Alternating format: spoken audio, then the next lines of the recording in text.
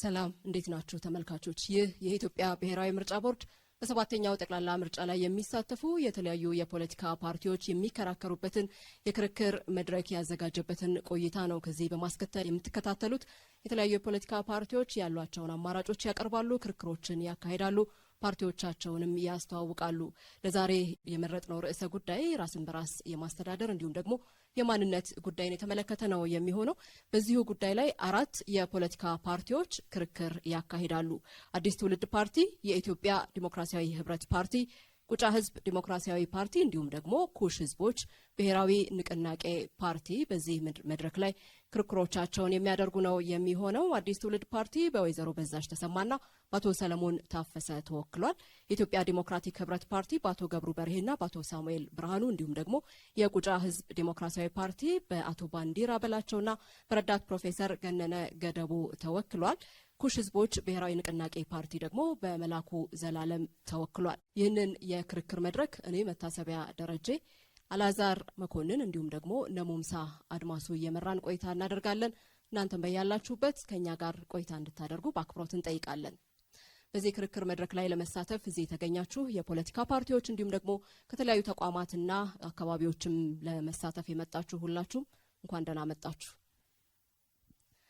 እሺ፣ የክርክር መድረኩ መክፈቻ የምናደርገው የፖለቲካ ፓርቲዎች የሚቆሙበትን ቦታ እንዲሁም ደግሞ ምላሽ የሚሰጡበትን ቅደም ተከተል ለመወሰን የዕጣ ማውጣት መርሃ ግብርን ነው የምናስቀድመው።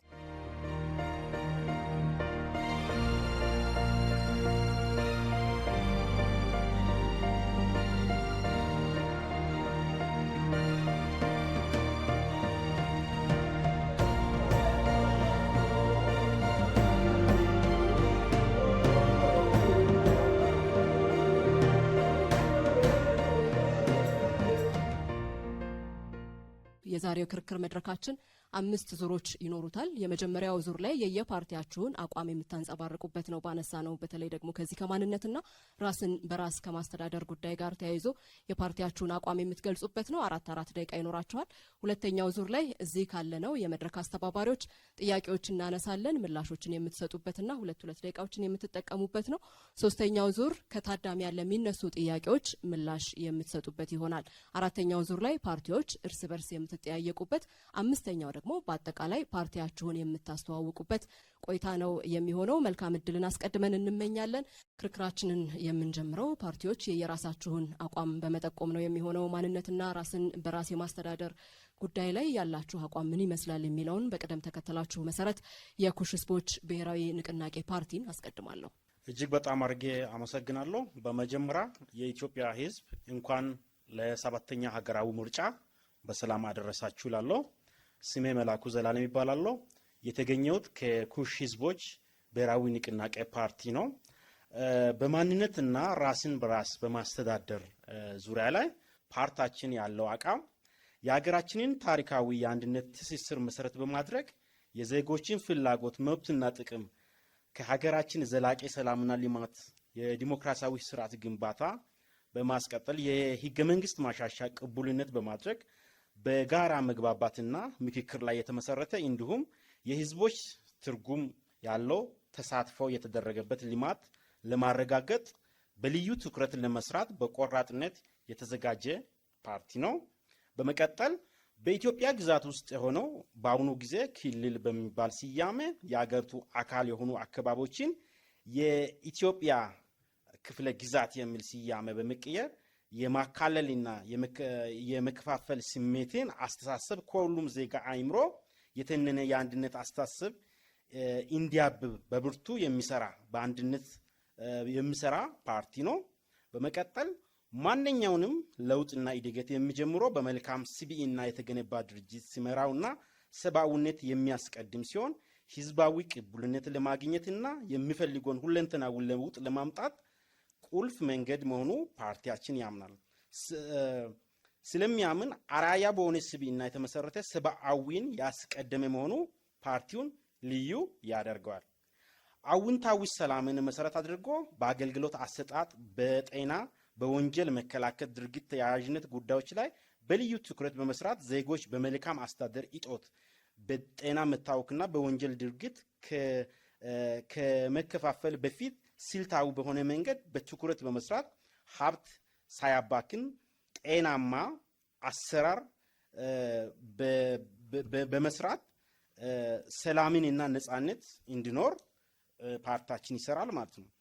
በመቀጠል የኢትዮጵያዊነት አስተሳሰብን በሰነቀ በእኩልነት ላይ የተገነባ አንድነት እንዲያብብና ዘላቂ ሰላምና ልማት ለማረጋገጥ የሚያስችሉ እሴቶችን እንዲያጎለብቱ በማስቻል ልዩነቶችን በመቀበል ተቻችሎ በጋራ ለማደግ የሚያበቃ ሀገራዊ እሴቶችን ከፍ በማድረግ ወደፊት የሚጓዝ ፓርቲ ነው ማለት ነው። ፓርቲያችን ካለፈው ታሪካችን አስተውሎት በመማር አሁን በንቃት በመተግበር ጠንካራ የማይናወጥ ዲሞክራሲያዊ ስርዓት በመገንባት ለተከታታይ ትውልዶች ሊገነባ የሚችል መልኩ ስልታዊ ስትራቴጂን ያራምዳል ማለት ነው። ስለዚህ ፓርቲያችን የኩሽ ህዝቦች ብሔራዊ ዲሞክራሲ ፓርቲ እንግዲህ የምርጫ ምልክታችን የወጋገን ብርሃን ጮራ የሆነውን ኩቢንን ነው ምረጥ የምንለው። የፀሐይ ብርሃን ምልክት የሆነበት ምክንያት የተለያየ የአስተሳሰብ ችግር፣ የአመለካከት ጨለማ ወይም የድህነት አብሮ ተቀናጅቶ ያለ መስራት ለነዚህ ችግሮች ብርሃን ይዘንላችሁ መተናል። ብርሃንን ምረጡ ነው የምንለው። ለመጀመሪያ ጊዜ ይህ ፓርቲ በተመሰረተው በገደኦ ዞን ነው በሰባቱ ምርጫ ክልል የምንወዳደረው። የገደኦ ህዝብ የተከበረ አርሶ አደሮቻችን፣ ነጋዴዎቻችን፣ ምሁራኖቻችን፣ ወጣቶቻችን ሁሉም የህብረተሰብ ክፍል ይህንን ብርሃን የሆነውን የኩሽ ህዝብ ብሔራዊ ንቅናቄ ፓርቲን ምረጡ ይላለው። አመሰግናለሁ። የኩሽ ህዝቦች ብሔራዊ ንቅናቄ ፓርቲ የተፈቀደለትን ሰዓት አጠናቋል። በመቀጠል የኢትዮጵያ ዲሞክራቲክ ህብረት ፓርቲ የፓርቲውን አቋም ያሳውቀናል። የተከበራችሁ የሀገራችን ህዝቦች ተመልካቾቻችን፣ እዚሁ ስቱዲዮ ውስጥ ያላችሁ ወንድሞቻችንና ግራና ቀኝ ያሉ የፖለቲካ ኃላፊዎች፣ መሪዎች እንኳን ለሰባተኛ አገር አቀፍ ምርጫ በሰላም አደረሳችሁ አደረሰን ለማለት እንወዳለን። ኢድህ የከበረ ሰላምታ ያቀርባል። ኢትዮጵያ የብዙ ብሔረሰቦችና አገርና እናት እንደመሆኗ መጠን የተለያዩ ጸጋዎችና ክብር ያላት እንዲያውም ያልተጠቀመችበት አገር ነች ብሎ መውሰድ ይቻላል። በአሁኑ ጊዜ ተዳፍነው የቆዩ የተለያዩ የመብት ጥያቄዎችን ብቅ ሲለው ይታያሉ። ከነዚሁ መሃልም በዋናነት የራስ በራስ ማስተዳደርና የማንነት ጥያቄዎች ሲሆኑ በውስጣቸው ባህላቸውና ቋንቋዎቻቸው ማሳደግ፣ በውስጡ ተደብቀው ባህላቸውና እሴታቸውን ጎልተው እንዲወጡና ሌሎችም ወዘተ ናቸው። ኢድህ እነዚህ የማህበረሰብ ጥያቄዎች ፍጹም ዲሞክራሲያዊ ናቸው ብሎ ያምናል።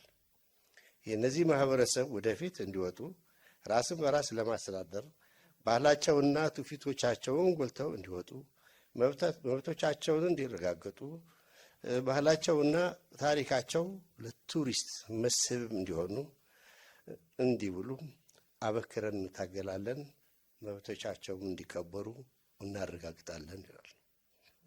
እነዚህም የሚረጋገጡ መብቶች አንደኛ ተመሳሳይ የአኗኗር ባህል ያላቸው፣ ሁለተኛ ተቀራራቢ እና ኩታ ገጠም የአኗኗር ዘይቤ ያላቸው፣ ሶስተኛ ተመሳሳይ ታሪክና ባህል ያላቸው፣ አራተኛ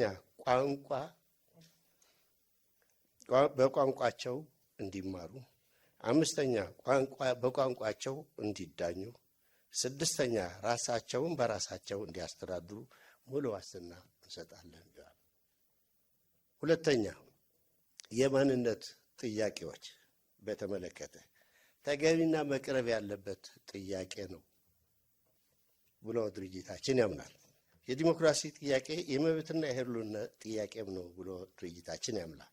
የማንነት ጥያቄ በተለያዩ አካባቢዎች ተደብቀው ተረስተው አካባቢውን በሚገኙ ሌላ ትላልቅ ቋንቋዎች፣ ባህሎች ተውጠው የቆዩ የመጥፋት አደጋም እያጋጠማቸው ያለ በተለምዶ አጠራር ህዳጣም ተብሎ የሚጠሩ ማህበረሰብ ናቸው። በመሆኑም እነዚህ ማንነቶች ከመጥፋት አደጋ መታደግ የሁላችን ኃላፊነት ነው ብሎ ድርጅታችን ያምናል። የተለያዩ ቋንቋዎች፣ ባህሎች፣ ብዝሃነት የኢትዮጵያ ውበትና ጸጋ ናቸው ብሎም ድርጅታችን ያምናል። በመሆኑም ስለሆነም ኢድህ እነዚህ ማህበረሰቦች በአካባቢያቸው ተከብረው እንዲኖሩ፣ ቋንቋቸውና ባህላቸውን እንዲያሳድጉ፣ በቋንቋቸው እንዲዳኙ፣ ልጆቻቸው በአፍ መፍቻ ቋንቋቸውን እንዲማሩ፣ እንዲመረጡና እንዲመርጡ፣ በቁጥር አናሳ ከሆኑ በተወካዮች ምክር ቤት በሚኖሩበት የክልል ምክር ቤት ድምፃቸው የሚያሰሙበት በቀጥታ ያለ ምርጫ ተወካዮቻቸው እንዲያስቀምጡ ኢድህ ከፍተኛ ጥረት ያደርጋል። በአጠቃላይ ኢትዮጵያ የኢትዮጵያውያን መናኸሪያ ትሆን ዘንድ በልበ ሙሉነት እንታገላለን። አመሰግናለሁ። የኢትዮጵያ ዲሞክራቲክ ህብረት ፓርቲ የተሰጣችሁን ሰዓት አጠናቃችኋል። በቀጣይ የቁጫ ህዝብ ዲሞክራሲያዊ ፓርቲ የፓርቲያችሁን አቋም ታስተዋውቃላችሁ። ስለተሰጠን እድል እጅግ አድርገን እናመሰግናለን። ሁኔታዎችን ስላመቻቸ የኢትዮጵያ ብሔራዊ ምርጫ ቦርድን እና ተባባሪዎቹን እንደገና እናመሰግናለን። እኔ እንግዲህ ከፓርቲያችን ገነነ ገረቡ እጩም ነኝ። ከወንድሜ ባንዲራ በላቸው ጋር ዛሬ እዚሁ ተገኝተናል። እንግዲህ ወደ ሀሳባችን እናመራለን። የተከበራችሁ የሀገራችን ህዝቦችና መላው መራጮቻችን የቁጫ ህዝብ ዲሞክራሲያዊ ፓርቲ ቁዴፓ በሰባተኛው ሀገራዊ ምርጫ ለእናንተ የሚሆነውና የሚበጀውን አማራጭ ሀሳብ የማቅረብ እድል በማግኘቱንና ይህንኑን ማድረግ በመቻሉ ላቅ ያለ ደስታ ይሰማዋል። ለእናንተ ለተከበራችሁ መራጮቻችን ላቅ ያለ አክብሮትንም ይቸራል። ራስን በራስ የማስተዳደርና የብሔር ማንነት መብት ጉዳዮችን በተመለከተ የሚከተለውን ሀሳብ ያቀርባል። ከዓለማችን 40% የሚሆነው አገራት የሚተዳደሩት በፌዴራል ስርዓት ነው። ፌዴራል ስርዓት ደግሞ ያስፈለገበት አንደኛውና ዋነኛው ራስን በራስ ለማስተዳደር እና የጋራ አስተዳደርንም ለመፍጠር እንደሆነ እናምናለን። በመቀጠል ማለትም በዓለም ውስጥ ከ200 በላይ የሚሆኑ ሀገራት የራሳቸውን መንግስት መስርተው ይገኛሉ። ሀገራችን ኢትዮጵያም የዚህ ጥንታዊት መስራችና አባል ሆናም የምትገኝበት ነው። ሀገራችን ኢትዮጵያ ውስጧ ደግሞ ራሳቸውን ችሎ በነገስታት ሲተዳደሩ፣ በባህል በቋንቋ ሲመሩ ሲተዳደሩ የነበሩ ማህበረሰቦች የሚገኙባት ሀገር ሆና ትገኛለች። ከዚህ አኳያ በቅርቡ ወይም የሀገራችንን አንድ ለማድረግ በተሞከረው አፄ ምኒልክ ዘመቻን ተከትሎ ራሳቸውን ችለው ሲተዳደሩ የነበሩ በነገስታትም በብሔርም ይመሩ የነበሩ አካባቢዎች ኢትዮጵያን እስከሚቀላቀሉ ድረስ በብሔርና በነገድ ራሳቸውን ችለው የኖሩበት ሁኔታ በሀገራችን ታሪክ ይታያል። በተለይም በደቡብ ኢትዮጵያና በምዕራብ የሀገሪቱ ክፍላችን ማለት ነው። በብሔር የተሰየሙ አካባቢዎችም ዛሬ የተፈጠሩ ሳይሆኑ ወይም የኢትዮጵያ ህገ መንግስት የ1987ቱ ከመፈጠሩ ጋር ተያይዞ የመጣ ሳይሆን ቀደም ባሉት ጊዜያት በኃይለ ሥላሴ ዘመነ መንግስትም ሆነ በሌሎች በደርግም የተሰየሙና የኖሩ ናቸው። ኢትዮጵያ ውስጥ እንግዲህ በህገ መንግስት የምትመራ ሀገር እንደመሆኗ መጠን ለብሔር ብሔረሰቦች የተሰጡ ትላልቅ መብቶች አሉ። አንቀጽ 39 በኢትዮጵያ ህገ መንግስትም ሆነ በደቡብ ኢትዮጵያ እኛ በምንመረጥበት ወይም በምንወዳደርበት ክልልም ተገቢው እውቅና ተሰጥቷል። ይሁን እንጂ ይሄ ተገቢ እውቅና ቢሰጥም በመሬት ላይ ያለው ሁኔታ ያንን እያሳየ አይደለም ብለን እንደ ቁዴፓ እናምናለን። በዚህም በሀገራችንም ሆነ በክልሎች የብሔር ብሔረሰቦችን መብቶች የሚያከብሩና የሚያስከብሩ ህግጋት ቢኖሩም በአግባቡ ልዩ ትኩረት ተሰጥቶ ለማንነት ጥያቄዎች፣ ራስን በራስ ለማስተዳደር ጥያቄዎች መፍትሄ አልተገኘም፣ አልመጣም የሚል እምነት አለን። እንደገና በደቡብ ኢትዮጵያ በልዩ ሁኔታ በህገ መንግስት ቢቀረጽም ህገ መንግስቱና መሬት ላይ ያለው ሁኔታ ተለያይቶ ያለ ስለሆነ ቁዴፓ ይሄ ክፍተት መሞላት አለበት ብሎ በሰላማዊ ትግል ያምናል። በመቀጠል ህገ መንግስታዊ ጥያቄዎችም በህገ መንግስቱ ውቅር ተመልሰው ችግር ከሚፈጥሩበት እንዲወጡ ለማድረግ ቁዴፓ ይታገላል። እንግዲህ እኛ ባየናቸው ቁጫ ህዝብ የማንነትና የራስ አስተዳደር ጥያቄ አቅርበዋል። እስካሁን ህገ መንግስታዊ መልስ አልተሰጠውም። በዚህም ሰላማዊ የሆነ ትግል እያካሄደ ይገኛል በደቡብ ኢትዮጵያ። የዘይተንም የሌሎችንም የመዋቅር ጥያቄዎች የተካተቱበት ሁኔታ አለ።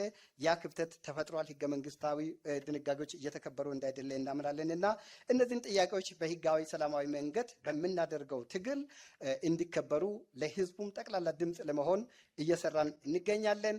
እንግዲህ ምልክታችን የቁጫ ቅቤ ነው፣ ምርጡ የቁጫ ቅቤ ነው። በዚህ እንግዲህ ይህን በመምረጥ የእናንተ ጠበቃ እንድታደርጉ ጥሪ እናቀርባለን። እጅግ አድርገን እናመሰግናለን። የቁጫ ህዝብ ዴሞክራሲያዊ ፓርቲ የተፈቀደለትን ሰዓት አጠናቋል። አሁን ደግሞ አዲስ ትውልድ ፓርቲ መቀጠል ይቻላል።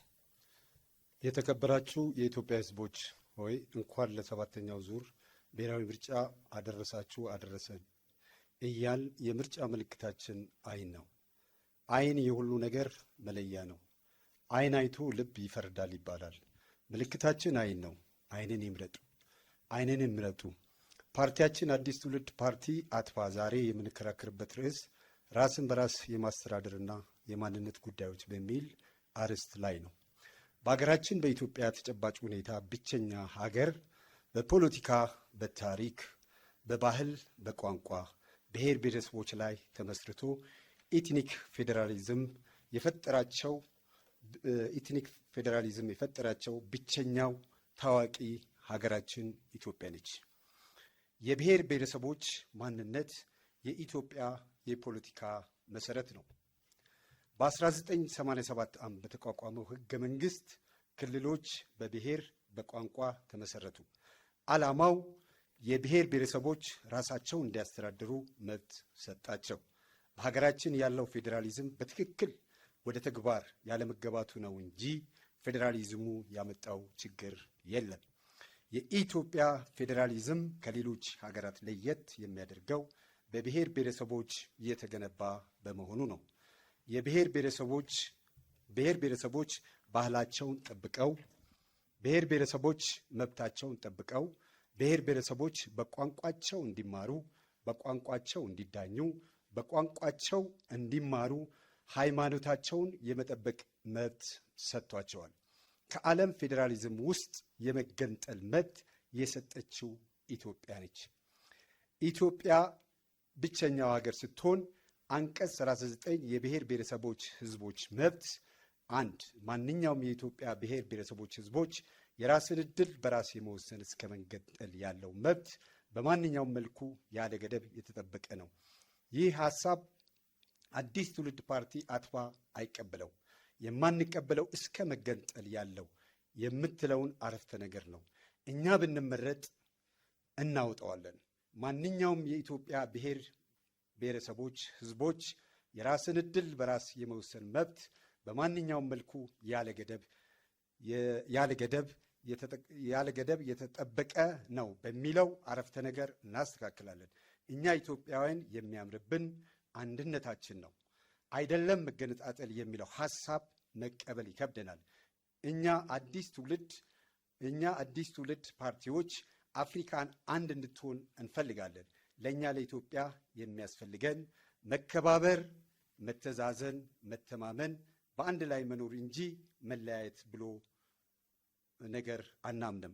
የፌዴራሊዝም አወቃቀርና ራስን በራስ ማስተዳደር በብሔር ብሔረሰቦች ላይ የተመሰረተ የክልል መስተዳደር መመስረት፣ የክልሎች የራሳቸው ስራ አስፈጻሚ መመስረት፣ የክልሎች የራሳቸው ምክር ቤት መመስረት፣ የክልሎች የራሳቸው የጸጥታ ኃይሎችን ይኖራቸዋል። ክልሎች የራሳቸው ቀበሌ፣ ክልሎች የራሳቸው ወረዳ፣ ክልሎች የራሳቸው ዞን መዋቅር በህገ መንግስቱ የተሰጣቸው መብት ነው። የኢትዮጵያ ብቸኛ የብሔር ፌዴራሊዝም ጠቀሜታው አንድ ሁሉም ብሔር ብሔረሰቦች ወኪሎቻቸውን በመላክ የፌዴራል መንግስትን ያቋቁማሉ። የሁሉም ብሔር ብሔረሰቦች እኩልነትን አረጋግጧል። የሁሉም ብሔር ብሔረሰቦች ቋንቋ፣ ሃይማኖት፣ ባህል በእኩልነት እንዲያድግ ተደርጓል። የማንነት ዋና መገለጫ ማንነት። አዲስ ትውልድ ፓርቲ የተሰጣችሁን ሰዓት አጠናቃችኋል። እጅግ አድርገን እናመሰግናለን። ወደ ሁለተኛው ዙር ነው የምንሻገረው። በዚህ በሁለተኛው ዙር እዚህ መድረክ ላይ ካለ ነው የምናነሳቸውን ጥያቄዎች አድምጣችሁ ምላሽ የምትሰጡ ነው የሚሆነው። ከዚሁ ጉዳይ አንወጣም። ማንነትና ራስን በራስ የማስተዳደር ጉዳይን ስናነሳ የማንነት መሰረት ያለው ፌዴራሊዝም፣ የዜግነት መሰረት ያለው እንዲሁም ደግሞ ድብልቅ የሆነ አማራጭን የሚያስቡ ብዙዎች ይኖራሉ።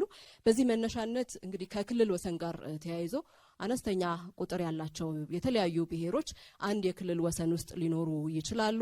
እነዚህ ብሔሮች ታዲያ የራስ አስተዳደር በክልሎች ውስጥ ይሰጠን የሚልም ጥያቄ ያነሱና እናንተ እንደ ፓርቲ ምናልባት ብታሸንፉ በዚህ ጉዳይ ላይ የምትሰጡት ምላሽ ምን ይሆናል? የኩሽ ህዝቦች ብሔራዊ ንቅናቄ ፓርቲን ነው ማስቀድመው።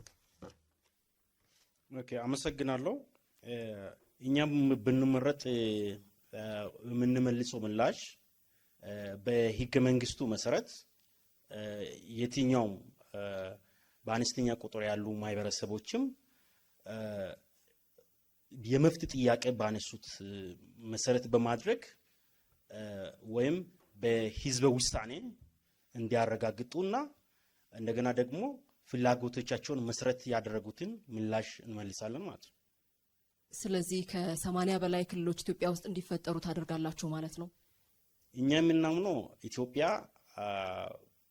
ኢትዮጵያ በአንድነት በህብረ ብሔራዊነት በአንድነት ተቻችሎ ተስማምቶ እንዲኖርና የትኛውንም የመብት ጥያቄያቸው ተጠብቆ የህዝብን ድምፅን አክብረን የህዝብን ፍላጎትን ጠብቀን ህገ መንግስቱ በወሰነው ራስን በራስ በማስተዳደርና ሁሉም ሰው እኩል በሆነ አኗኗር እንዲኖር ነው የምናደርገው። እሺ፣ ወደ ቀጣዩ ፓርቲ ይሻገራለሁ። ይህንኑ ጥያቄ ይዤ የኢትዮጵያ ዲሞክራቲክ ህብረት ፓርቲ ሀገር አቀፍ ፓርቲ ነው። ብዙ ጥያቄዎች ይነሳሉ ከዚህ ራስን በራስ የማስተዳደር ጉዳይ ጋር ተያይዞ። እዚህ ያሉት ተወካይም ቀደም ሲል ሲያነሱልን ራሳቸውን በራሳቸው እንዲያስተዳድሩ እናደርጋለን የሚል ሀሳብ ሲያነሱ ነበረ። ይህንን እንዴት ነው ተግባራዊ ልታደርጉ ያሰባችሁት?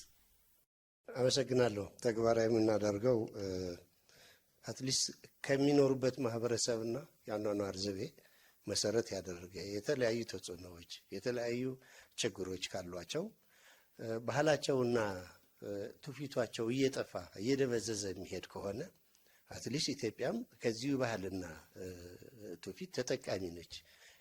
ብዙ ነገሮች አሉ በአንዳንድ ባህሎች እና በራሳቸው እንዲተዳደሩ የምንለው አንድ ወጥ ብዛት ያላቸው አንድ ወጥ ኩታገጠም የሆነ ባህልና ያኗኗር ዘይቤ ያላቸው ማህበረሰብ ከሆኑ ራሳቸውን በራሳቸው የማስተዳደር መብት ይኖራቸዋል ማለት ነው።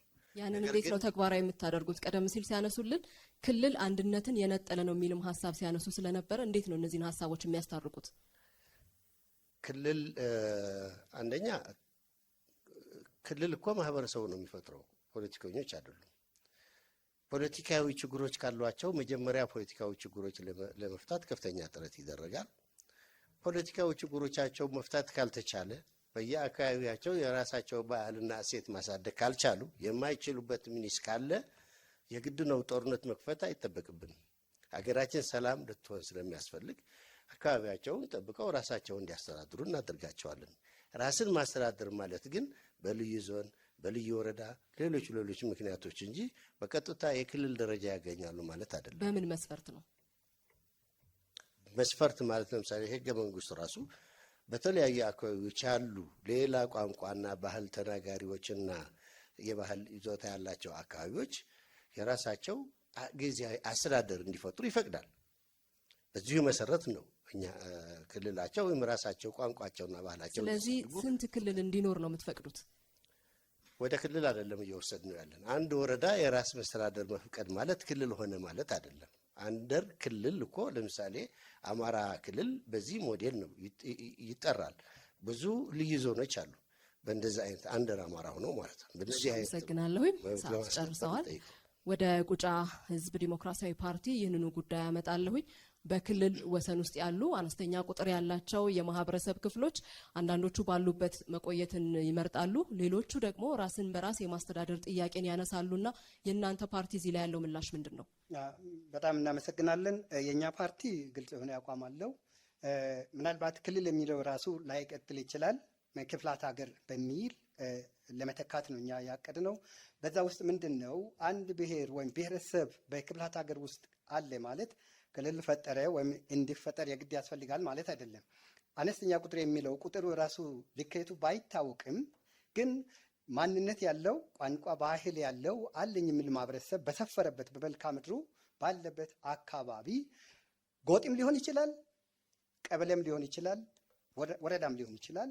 ራሱን በራሱ የሚያስተዳድርበትን ምቹ ሁኔታ እንፈጥራለን ማለት ነው። ለዚህ መነሻ የሚሆነን የኢትዮጵያ ህገ መንግስት ነው። አሁን እኛ በስፋት የምንወዳደርበት የደቡብ ኢትዮጵያ ክልል ህገ መንግስትም ይህንኑ ነገር አስቀምጧል እና በህግ መሰረት ይሄን እናደርጋለን ማለት ነው። የእናንተ ፓርቲ ጥያቄስ ምንድን ነው? ክልል መዋቀርን ነው? የኛ ዋና ጥያቄ የኢትዮጵያ ህገ መንግስት እስከፈቀደ ድረስና የቁጥር ልኬቱም እስከዚህ ያለው ክልል ነው ሊሆን ይችላል፣ እስከዚህ ያለው ክልል ሊሆን አይችልም የሚል ነገር እስካልተቀመጠ ድረስ እኛ እንደ ክፍለ ሀገር መደራጀት እንችላለን፣ እንደ ቁጫ ህዝብ ማለት ነው። የኛ የህዝብ ቁጥር መለኪያው ቅድም የለም ብለናል። አነስተኛ የሚለው መለኪያው ምን ያክል ነው? ብዙ ቁጥር ያለው የሚለው መለኪያው ምን ያክል ነው?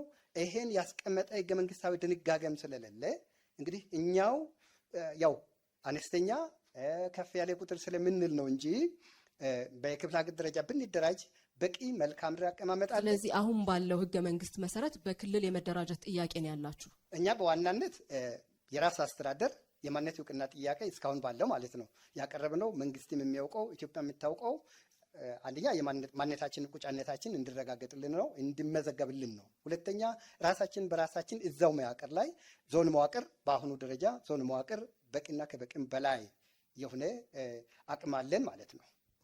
ጥሩ፣ ወደ አዲስ ትውልድ ፓርቲ እሻገራለሁኝ። ይህንኑ ጥያቄ ነው ለእናንተም የማነሳው። የብሔረሰቦች ጥያቄዎችን በምን መልኩ ነው ልታስተናግዱ ያሰባችሁት? እናንተ ሀገር አቀፍ ፓርቲም ከመሆናችሁ ጋር ተያይዞ በዚህ ያሉ ተወካይም ቀደም ሲል ፌዴራሊዝሙ በራሱ ምንም ችግር የለበትም ያተገባበር ችግር ነው እንጂ የሚል ሀሳብ ሲያነሱ ስለነበረ፣ ስለዚህ እናንተ ብትመረጡ ይህንን እንዴት ነው ልታጣጥሙ ያሰባችሁት? አመሰግናለሁ። እኛ ይህንን የምናጣጥመው አንደኛ በመጀመሪያ ችግሩ ምንድን ነው የሚለውን ነገር እናጠናለን፣ እናስጠናለን በባለሙያ ማለት ነው። ለነዛ ችግሮች መልስ የሚሆን በእውቀት ላይ የተመሰረተ በስርዓት ላይ ህግን በህግ ማዕቀፍ ውስጥ በተካተተ እነዛ ሰዎች ጥያቄያቸው እንዲመለስ በትጋት እንሰራለን። እሺ፣ እናመሰግናለን። እኔ ጥያቄዎችን ጨርሻለሁ። ባልደረቦቼ ደግሞ ተጨማሪ ጥያቄዎችን ያነሱላችኋል። በቅድሚያ ለሞምሳ አድማሱ እድሉን ወደሱ ወስዳለሁ።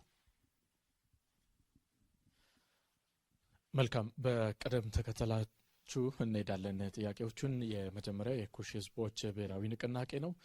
በተለያዩ የታሪክ አጋጣሚ ከተሞቻችን የማንነት ስብጥር ወይም ደግሞ ቅይጥ ማንነት የሚበዛባቸው አሉ።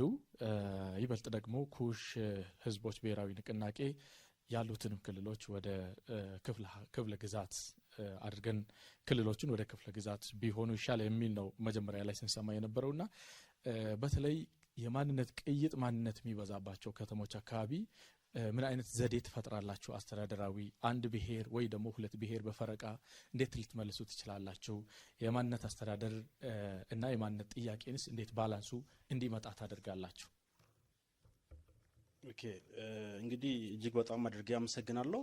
ሀገራችን ኢትዮጵያ የብዙ ብሔረሰቦችና ህብረ ብሔራዊነት ተፈቃቅሮ ተከባብሮ በአንድነት ተቻችሎ የምኖረው አካባቢ ነው።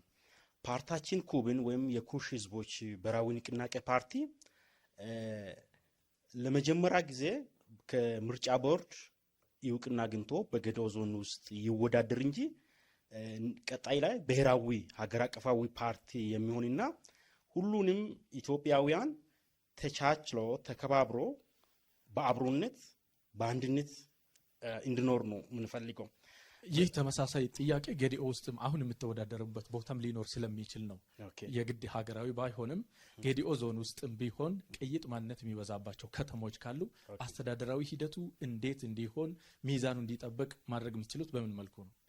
ህገ መንግስቱ በሰጠው መብት መሰረት ዜጎች ራስን በራስ የማስተዳደር ዲሞክራሲያዊ መብት የተሰጠውን የኩሽ ብሔራዊ ዲሞክራሲ ፓርቲ ይህንን ከህዝቡ ስለ ልቦና ጋርና ከህዝቡ ፍላጎት ጋር አንድነትን ኢትዮጵያዊነትን አንድ ጋር ህብረ ብሔራዊነትን ይዞ እንዲቀጥል ይህንን ይሰራሉ።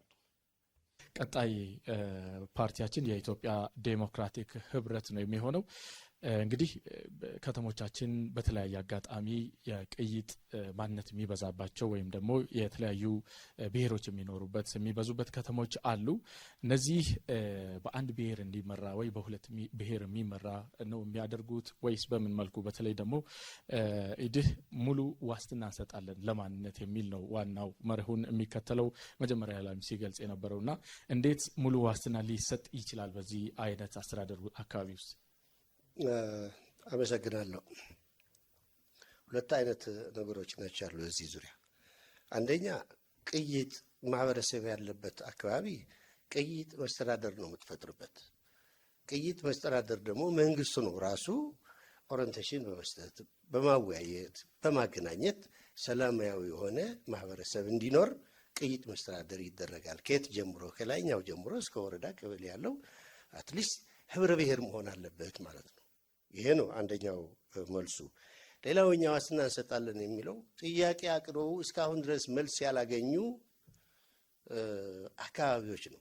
እነዚህ ተደብቀው ጥያቄያችን ዋናው ከተሞች ለምሳሌ ሀገር አቀፍ ፓርቲ ነው እርሶ የወከሉት ፓርቲ እንደ ድሬዳዋ ወይም ደግሞ አዲስ አበባ ያሉ ከተሞች ከሁለት እና ከዛ በላይ ብሔሮች የሚበዙባቸው የትኛው ብሔር እንዲያስተዳድር ያስተካክላሉ? ወይም ደግሞ ምን አይነት መስተዳደር ይከተላል የእርሶ ፓርቲ? ሀገር አቀፍ መንግስት ከሆነ ሜክሲድ መስተዳደር ነው የምንፈጥርበት። ይሄ ለአንድ ብሔር ወይም ለአንድ ቋንቋ ሳይሆን የምንሰጠው በጋራ የሚያስተዳድሩበት ሚኒስ ነው እኛ የምንፈጥረው። ይሄኛው መጀመሪያ ውይይት ያስፈልጋል፣ መቀራረብ ያስፈልጋል፣ መነጋገር ያስፈልጋል። በምን መልኩ? የማንነት ጥያቄ ደግሞ እዚህ ጥያቄ ይነሳል። ራስን በራስ የማስተዳደር ጥያቄ አንዱ ብሔር ሊያነሳ ይችላል፣ ወይ ሁለቱ ብሔር የኔ ነው ብሎ ጥያቄ ሊያነሳ ይችላል። እሱ ጋር እኮ ነው መጀመሪያ የምንታገለው እኛ እነሱን ለማሳመን ሰላማዊ የሆነች ከተማ እንድትኖር ዋናው ጥረታችን ይሄንን ነው የምናደርገው። በእርግጠኝነት ይህ አካባቢ ወይም ደግሞ ያኛው አካባቢ በጋራ የሚኖሩ ማህበረሰቦች እኛ ፖለቲከኞች ወይም ደግሞ ጊዜው ካልሆነ በስተቀር ያያቸው ያለ አንድ ነው አስተሳሰባቸው። ስለዚህ ማህበረሰቡ መጀመሪያ ማወያየት፣ ይሄ ያንተ ስነ ምግባር አይደለም፣ በዚህኛው መሄድ አለብህ፣ የጋርዮሽን ስራ መምራት አለብህ የሚለው በውይይት የሚፈታ ነገር ነው። ይሄ 21ኛው ክፍለ ዘመን ያለ ነው። ሰጥቶ መቀበል፣ መወያየት፣ መደራደር የማህበረሰቡ ስራ እናደርገዋለን። ሌላኛው ነው ያልኩ የተነጠለ ማህበረሰብ ግን እየጠፋ ያለ በሌላው እየተዋጠ ያለ ማህበረሰብ ጫፍ ላይ ያሉ ጥያቄዎቻቸውም አስተናጋጅ ያላገኙ ነው ዋስትና እንሰጣለን ብዬ ያስቀመጡት። አመሰግናለሁ። መልካም። ቀጣይ ጥያቄ ለቁጫ ህዝብ ብሔራዊ ንቅናቄ ነው። የቁጫ ህዝብ በተለይ ራሱን ችሎም የአስተዳደር ጥያቄም እየጠየቀ ያለ ነው። የማንነት ጥያቄም እየጠየቀ ያለ ነው። ስለዚህ እንደ ቁጫ ህዝብ ያለ እንደዚህ አይነት ቅይጥ የሚበዛበት አካባቢ ላይ አስተዳደሩ በምን መልኩ እንዲስተካከል ፓርቲዎ ዘዴ ያስቀምጣል? እጅግ በጣም ጥሩ ነው። ዋናነት ቅይጥ የሚለውን ራሱ እንደ ማንነት እንቀበለዋለን። ቅይጥ የሚለውን እንደ ማንነት ማህበረሰቡ ከተማ ነዋሪው የተቀበለውን የራሱን ማንነት እናከብርለታለን። እንዴት ነው የምናከብረው? ከተማው የተመሰረተው የተፈጠረው እየተለወጠም ካለ እየተለወጠ ያለው በነዛ በነዋሪዎቹ ስለሆነ ከተማውን ነዋሪዎቹ እንዲያስተዳድሩ የራሳቸው ጥያቄያቸው፣ ፍላጎታቸው በራሳቸው እንዲመለስ እንዲዳኝ እናደርጋለን። ቅይጥ ስንል በአንድ ከተማ ውስጥ ከኢትዮጵያ የተሰባሰቡ የተለያዩ ብሔር ብሔረሰቦች የሚኖሩበት ማለት ነው። ስለዚህ ይህን ማንነት በማይነካ መንገድ ለምሳሌ እንበልና ቁጫ ውስጥ ቁጫ አሁን እኛ ስለ ቁጫ ስናነሳ ቁጫ በራሱ ቁጫ ብቻ አይደለም። ስለዚህ አካባቢያችሁ ላይ ካሸነፋችሁ አስተዳደሩ ማን ነው የሚያስተዳድረው? ቁጫ ነው ወይስ ሌላ ብሔር ማንነት ጥያቄ የሚያነሳ ብሔርም ይኖራል እናንተ አካባቢ ማለት ነው? ይኖራል። ጥያቄው ማን ነው? ማን ነው? ጥያቄያችን ከቅይጥ ማንነት ጋር ነው። ስለዚህ ያንን የሚመጥን አስተዳደር ይመሰረታል ማለት ነው። የከተማ ነዋሪዎቹ የተለያዩ ናቸው።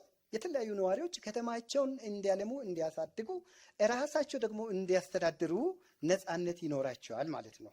ስለዚህ በዚህ መልኩ በነፃ ፈቃዳቸው እንዲያስተዳድሩ ይደረጋል። ያመኑበት ቅይጥ ማንነት ሳይነካ ማለት ነው። ያመኑበት ማንነታቸው ሳይነካ በአንደኛው ብሔረሰብ ሳይገፋ እንዲያስተዳድሩ ይደረጋል። አስተዳደር ማንነት ውስጥ እንዴት ሊገቡ ይችላሉ? ቅይጥ ማንነት ያላቸው እውቅና እንሰጣለን ብለዋል። የእርስዎ ፓርቲ እውቅና ይሰጣል። ቅይጥ ማንነት ያላቸው አስተዳደር መዋቅር ውስጥ እንዴት ሊገባ ይችላል? አስተዳደር በየደረጃው በማይገፋበት ማለት ነው።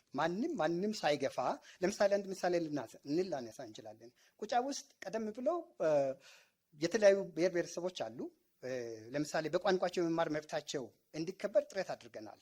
በዛ ልክ የቁጫ የራሱ ቋንቋ አለው በራሱ እየተማረም በአሁኑ ጊዜ ባይሆንም ግን ሌሎች ግን የራሳቸው ቋንቋ ራሳቸውን እንዲያስተዳድሩና እንዲማሩ ትምህርት ቤቶችን የከፈትንበት ሁኔታ አለ። ይሄ ገሃድ ነው፣ ግልጽ ነው፣ ኢትዮጵያ ውስጥ የሚታይ ነገር ስለሆነ በተመሳሳይ መብታቸው በራሳቸው ባመኑበት። ደቂቃ ጨርሰዋል። እናመሰግናለን። ቀጣይ የምንጠይቀው አዲስ ትውልድ ፓርቲ ነው። አዲስ ትውልድ ፓርቲ ሀገር አቀፍ ፓርቲ ከመሆኑም አንጻር በተለይ ከተሞቻችን ቅይጥ ማንነት የሚበዙባቸው ከተሞች አሉ። በተለይ 2 እና ከዛ በላይ ብሔሮች የሚበዙበት በተለያየ ታሪክ አጋጣሚ ማለት ነው። ይህንን አስተዳደር ሂደቱን በምን መልኩ ለማስተካከል አቅዷል የእርሶ ፓርቲ? በመጀመሪያ ቅይጥ የሚለው ቃል እኔ በተረዳሁት መንገድ አንዱ የዲሞክራሲ መገለጫ ይመስለኛል። ሚክሲድ በዚህ ውስጥ ያሉ ሰዎች የተወጣጣ የጋራ አስተዳደር እንዲኖራቸው እናደርጋለን።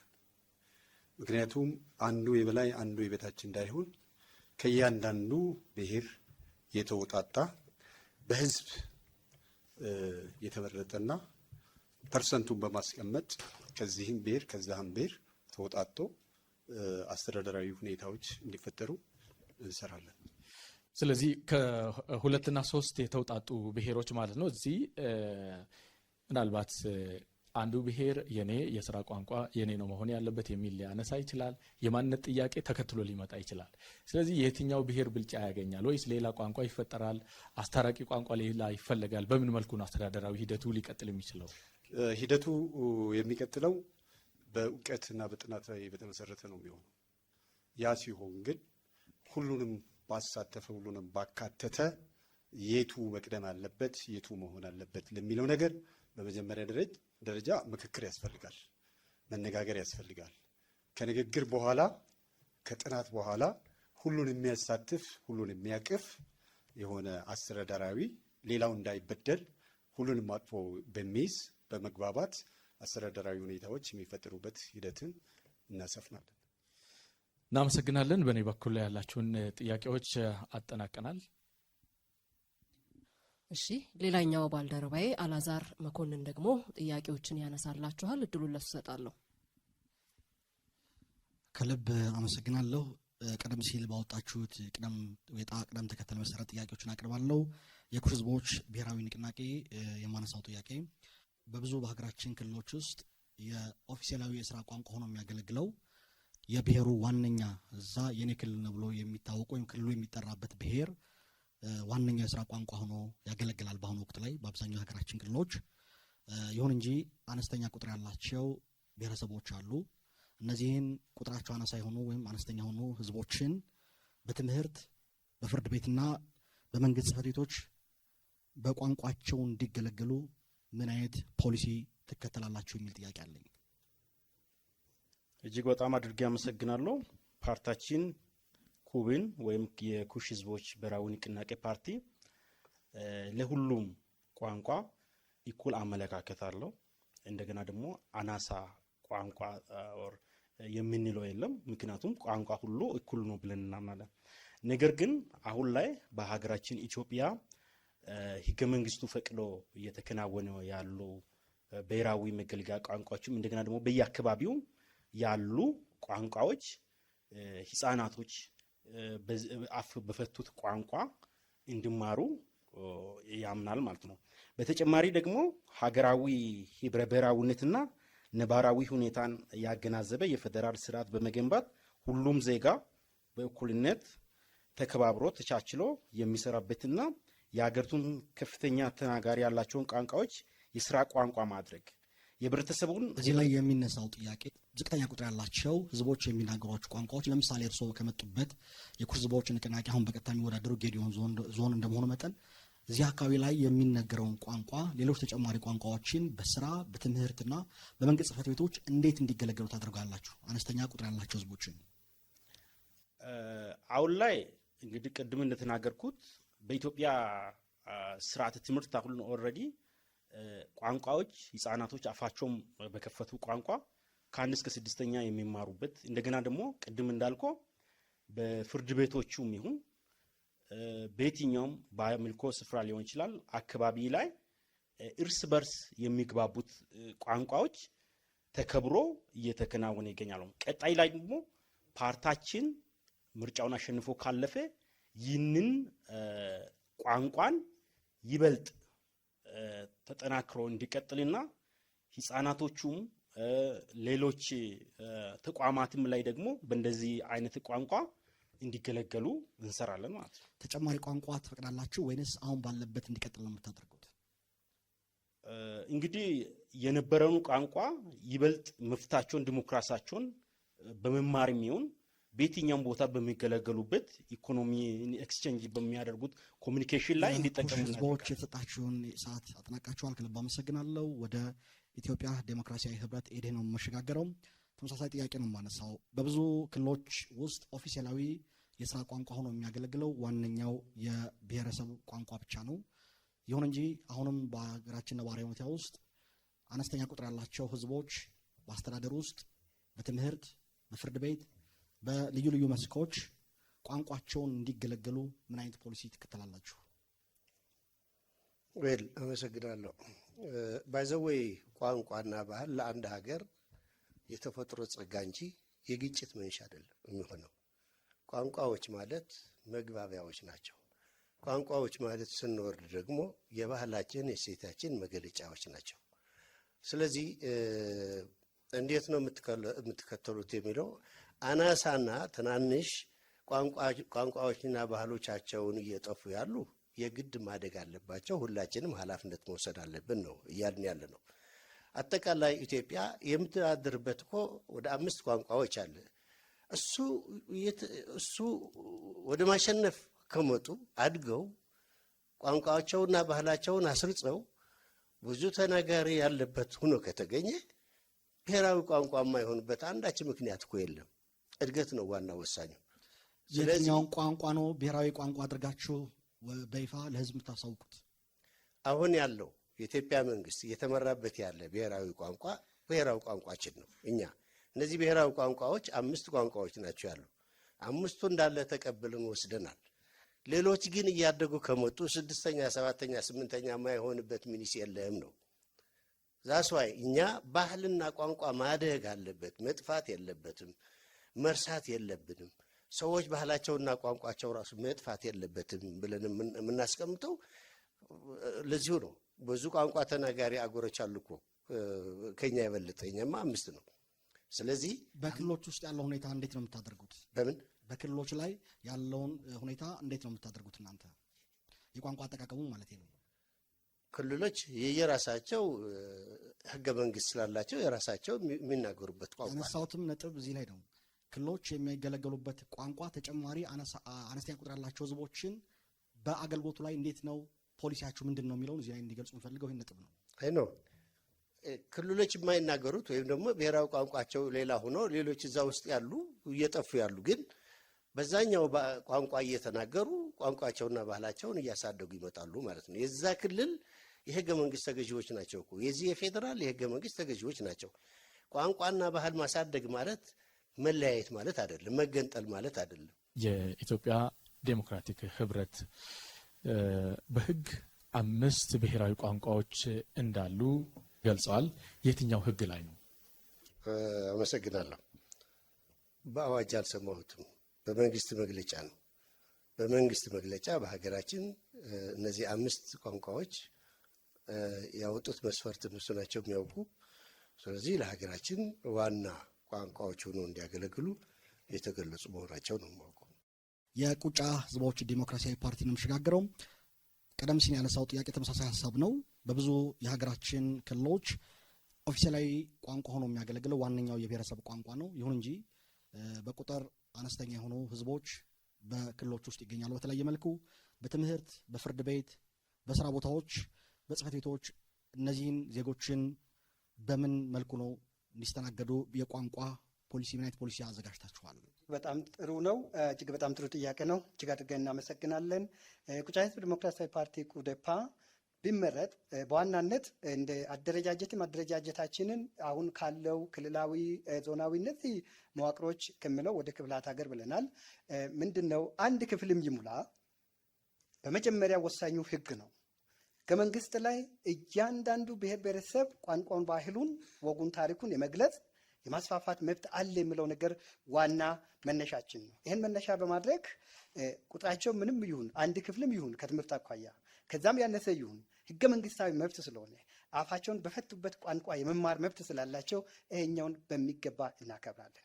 በፍርድ ቤቶች፣ በሌሎች የስራ ቦታዎች አስተርጓሚ ቋንቋቸውን የሚግባቡበት የክልሉን ቋንቋ የማይችሉ ከሆነ ሰፊው ማህበረሰብ የሚግባባበትን የክልሉን ቋንቋ የማይችሉ ከሆነ አስተርጓሚም እንዲመደብላቸው እናደርጋለን። መብታቸው ስለሆነ ህገ መንግስታዊ መብታቸው ስለሆነ ዜጎችም ስለሆኑ፣ ስለዚህ እስከዚህ አስፈላጊውን ነገር እንክብካቤ እናደርጋለን።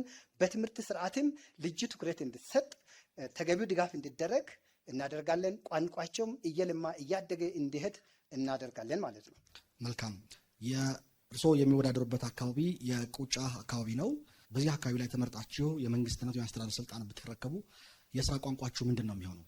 ቁጫኛ ነው የሚሆነው። ለማንነታችን ብቸኛው መለኪያ ቋንቋ አይደለም። ባህል አለ፣ ታሪክ አለ፣ የአስተዳደር ዘይቤ አለ። ብዙ ነገሮች እዛ ውስጥ የሚመደቡና የሚካተቱ አሉ። ወደ ሌሎች ያልፋለሁ። ከልብ አመሰግናለሁ። በመቀጠል የምንሄደው ወደ አዲስ ትውልድ ፓርቲ ነው። በተመሳሳይ ለአዲስ ትውልድ ፓርቲ የማነሳው ጥያቄ በብዙ ክልሎች ውስጥ እንደምንመለከተው ኦፊሴላዊ የስራ ቋንቋ ዋነኛው የብሔረሰብ ቋንቋ ነው። ነገር ግን አነስተኛ የህዝብ ቁጥር ያላቸው ዜጋዎች ይገኛሉ። እነዚህን ብሔረሰቦች በትምህርት፣ በፍርድ ቤትና በመንግስት ጽሕፈት ቤት በቋንቋቸው እንዲገለገሉ ምን አይነት ፖሊሲ ትከተላላችሁ? አመሰግናለሁ። በመሰረቱ ማንኛውም ቋንቋ የሀገር ሀብት ነው። ይህ ሊሰመርበት ይገባል። በትምህርት በአፍ መፍቻ ቋንቋቸው እንዲማሩ ይደረጋል። ያልተካተቱትን እናካትታለን። በዳኝነትም ወቅት በአስተርጓሚ እንዲተረጉምላቸው ይደረጋል። የዜጎች መብት እናከብራለን፣ መብታቸው ይጠበቃል ማለት ነው። ባህላቸውም እንደዚሁ ልዩነታቸው እንዳለ ሆነው፣ ልዩነት ውበት ነው እንዳለ ሆነው እንዲካተቱ የምንታገልበት እኮ ዋናው ይሄ ነው። ራሳቸውን በራሳቸው እንዲያስተዳድሩ የማንነት ጉዳይ እንዲመለስ ከተፈለገ የህዝቦችን ጥያቄና ራስን በራስ ማስተዳደር የሚለው ነገር ቋንቋ የሀገር ሀብት መሆኑን ካወቅን እነኚህም አካላት የማሳተፍና የማካተት ስራችን ይሆናል ማለት ነው። በእኔ በኩል ያሉ ጥያቄዎችን አጠናቅቄያለሁ። ከልብ አመሰግናለሁ። እሺ፣ እናመሰግናለን። ወደ ሶስተኛው ዙር ነው የምንሻገረው። በሶስተኛው ዙር ደግሞ ከተለያዩ ተቋማትና ከተለያዩ የማህበረሰብ ክፍሎች በዚህ የተገኙ ታዳሚያን ለሚያነሱት ጥያቄዎች ምላሽን ትሰጣላችሁ። ስለዚህ ለታዳሚያን እድልን እንሰጣለን። እሺ፣ 1 2 መጨረሻ ላይ 3። የኔ ጥያቄ አዲስ ትውልድ ፓርቲን ይመለከታል። አዲስ ትውልድ ፓርቲ ሀገር አቀፋዊ ከመሆኑም አንጻር ምናልባት የኢትዮጵያ ሕዝብ ከመረጠውና ሀገርን መምራት ከቻለ ወደ መሪነት ከመጣ አንቀጽ 39ን እናጠፋለን ብላችኋል። ምናልባት የኢትዮጵያ ሕዝብ መለያየትን አይፈልግ ይሆናል። ነገር ግን እንበልና አንድ ሳብ ናሽናል ዩኒት ኢፍ ዴይ ዳዝንት ፊል ዘ ሴንስ ኦፍ ቢሎንጊንግ ወይንም ደግሞ በፌዴራል መንግስት ሪፕሬዘንት አልተደረኩም ብሎ ካመነ መገንጠል ከፈለገ ምንድን ነው የፓርቲያችሁ አቋም የሚል ጥያቄ ነው ያለኝ። አመሰግናለሁ። እናመሰግናለን። አዲስ ትውልድ ፓርቲ ጥያቄው ለእናንተ ነው። እሺ፣ አመሰግናለሁ። አዲስ ትውልድ ፓርቲ ምንድን ነው ይህንን የሚያደርገው? ብዙ ጊዜ ክልሎች እንገንጠል ወይ ራሳችንን በራሳችን መብት እንወስን የሚሉት ፍሪደም ሲያጡ ነው፣ ጥያቄዎች ሲኖራቸው ነው። እንደ አዲስ ትውልድ ፓርቲ ደግሞ እኛ ጥያቄያቸውን ሁሉ እንዲሉ ያደረጋቸውን ሁሉ አወያይተን መፍትሄ አምጥተን እንደምንሰራ ነው። መገንጠልኛ ምንም እኛ ባህላችን አብሮ መኖር፣ አብሮ የመፈቃቀር፣ አብሮ የመዋለድ ነው። እንኳን ተገነጣጥለን እንዲህ ሆነን እንኳን አያምርብንም፣ አንፈልግም። ይሄንን ግን መብቴ ችግራቸውን እንመልሳለን። እንዲሉ ያደረጋቸውን ጥያቄያቸውን ከችግር ተነስተው ነው እንገንጠል ያሉት። ይፍታዊ ሲያጡ የውስጥ የውጭ ችግር ሲኖራቸው ለዚህ የሚያበቃቸው ይሄ ነው። ከሀገራቸው ተገንጥለው የተለየ እንትን እንዲኖራቸው አይደለም። እንደ አዲስ ትውልድ ደግሞ ይህንን ጥያቄ መልሶ አብሮ የመኖርን ጥያቄያቸውን የመመለስን እንትን ይሰራል። ለዚህ ነው የምንሰራው። እኛ መንገንጠልን አሁንም አንፈልገው፣ ግን ችግሮችን እንፈታለን አወያይተን። እንገንጠል ያሉበትን ችግር ለምን እንደሆነ የቱ ጋር እንደሆነ አጥንተን ችግራቸውን መፍትያቸውን እመልስና የመገንጠሉን ነገር እንደማንቀበለው እንነግራቸዋለን። ችግራቸው ደግሞ ከተመለሰላቸው እንዲህ ያሉበት ምክንያት እንትን ካለን እነሱም ይህንን አይፈልጉትም፣ እርግጠኛ ነኝ። አመሰግናለሁ። ወንድም ያነሳው ጥያቄ እኛ እስከ መገንጠል የምትለዋን አረፍተ ነገር እናወጣለን ነው። እኛ ስንሰራ ኢትዮጵያ እንድትገነጣጠል ሳይሆን አፍሪካን አንድ ለማድረግ እንሰራለን ነው እንጂ እስከ መገንጠል የምትለውን አረፍተ ነገር ነው እንጂ ሌላውን አይደለም። እና በዛ እንዲያዝልን ማለት ነው። አመሰግናለሁ። እናመሰግናለን። እሺ፣ ቀጣይ ጥያቄ ማቅረብ የምፈልገው ለቁጫ ህዝብ ፓርቲ ነው። አንድን ብሔር ወይም ደግሞ አንድን ጎሳ ወክሎ ለፖለቲካ መቅረብ አሁን ያለውን ችግር ለቀጣይ ትውልድ ማስተላለፍ አይሆንም ወይ? አሁን ያለውን ችግር ለመቅረፍ የሞከርን ባለበት ሰዓት አንድን ብሔር ወክሎ መምጣት ያንን ድምፅ ነኝ ብሎ ማሰብ አንድነትን አያጠፋም ወይ? ይፈልጋለኝ። አመሰግናለሁ። እሺ፣ እናመሰግናለን። የቁጫ ህዝብ ዲሞክራሲያዊ ፓርቲ ምላሽ ትሰጣላችሁ። እሺ፣ አመሰግናለሁ። እኛ የምንከተለው ህብረ ብሔራዊ ፌዴራሊዝም ስርዓት ነው የምንከተለው። በዛ ሂደት የብሔረሰቦች ማንነት፣ ቋንቋ፣ ባህል፣ ታሪክ እንዲከበር እናደርጋለን። ፓርቲያችን ስያሜው የቁጫ ህዝብ ዲሞክራሲ ፓርቲ ነው። የቁጫ ህዝብ ዲሞክራሲ ፓርቲ ያልነው እዛ ያሉ ሌሎች ብሔር ብሔረሰቦችንም በህዝብ ስለሚያካትት ቁጫ ህዝብ ዲሞክራሲ ፓርቲ ነው። ቁጫ ብሔር ዲሞክራሲ ፓርቲ ወይም ቁጫ ብሔራዊ ንቅናቄ ያላልን። ይሄ ማግለልን እንዳያመጣ ከማሰብ ነው። ግን ቁጫ የሚለው ምንድን ነው የሚለውን ነገር ግንዛቤ ከወሰድን ቁጫ ማለት አሸናፊ ማለት ነው። አብሮ መኖርን፣ ችግሮችን በጋራ ማሸነፍን፣ ድህነትን ማሸነፍን፣ ጀግንነትን የሚገልጽ ነገር ነው። ይሄንን ይዘ ወደ ፖለቲካ መድረክ መምጣታችን ኢትዮጵያን ወይም ሌላውን ተጽዕኖ የሚፈጥር ስራ አይደለ። ጠያቂያችን በዛ እንዲረዱ ግን እኛ ደግሞ የምንከተለው የአስተዳደር ስርዓት ክፍላት ሀገራት ስለሆነ እዛው ያለውን በጂኦግራፊ፣ በአኗኗር ዘይቤ፣ በታሪክ፣ በባህል፣ በቋንቋ ስለምናካልል ስያሜውን የአስተዳደር ስያሜውን ህዝቦች የወሰኑትን ማድረግ እንችላለን የሚለው ነገር እንዲወሰድ ነው።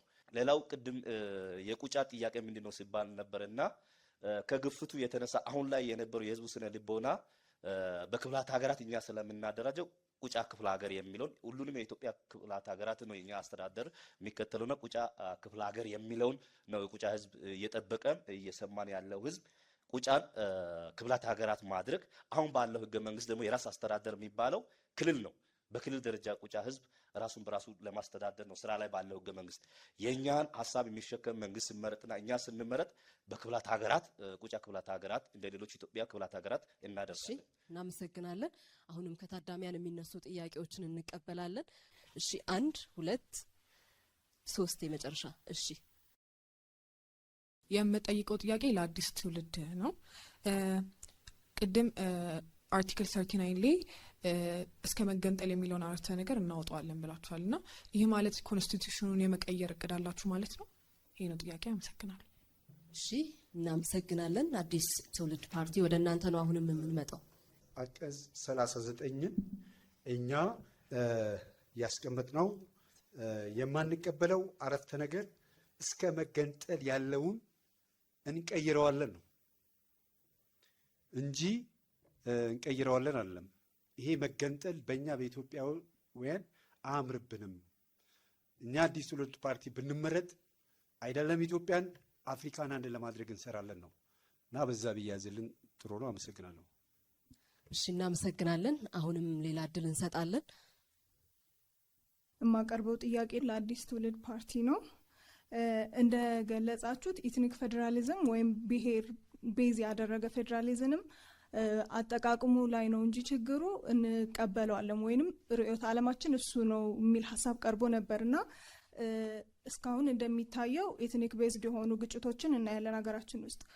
እስካሁን ድረስ ምን አይነት ትክክል ያልሆነ አካሄድ ስለነበረ ነው ግጭቶቹ የተፈጠሩትና እናንተ ደግሞ ምን አይነት አላማ ወይም ደግሞ ራዕይ ይዛችሁን የመጣችሁት ሪል የሆነ መሬት ላይ ወርዶ መስራት የሚችል ምን አይነት ራዕይ ነው ትክክለኛው ኤትኒክ ፌዴራሊዝም ብላችሁ እናንተ የምታስቡት ነው? አመሰግናለሁ። በሀገራችን ያለው ፌዴራሊዝም በትክክል ወደ ተግባር ያለመገባቱ ነው እንጂ ፌዴራሊዝሙ ያመጣ ችግር የለም የሚለው የመነሻ ሀሳባችን። የኢትዮጵያ ፌዴራሊዝም ከሌሎች ሀገራት ለየት የሚያደርገው በብሔር ብሔረሰቦች የተገነባ በመሆኑ ብለናል። ግጭቶች እንግዲህ በተለያየ ምክንያት ይከሰታሉ በሀገራችን። በወሰን ሊከሰቱ ይችላሉ፣ በድንበር ሊከሰቱ ይችላሉ። እነዚህ ግጭቶች የሰዶ ማሳደድ፣ የጥላቻ ፖለቲካ እንዲቀር በሀገራችን የደም ፖለቲካ ተወግዶ የፍቅር ፖለቲካ እንዲመሰረት ወደፊት የምንሰራቸው ነገሮች ሊሆኑ ይችላሉ። ይህንን የምናደርገው እንግዲህ ወደ ስልጣን ኮርቻ ላይ ስንወጣ ነው። ስለዚህ እኛ የምንከተለው ፌዴራሊዝም የሀገራችን ፌዴራሊዝምን ነው ለማለት እፈልጋለሁ። አመሰግናለሁ። የምጠይቀው ጥያቄ ለአዲስ ትውልድ ፓርቲ ነው።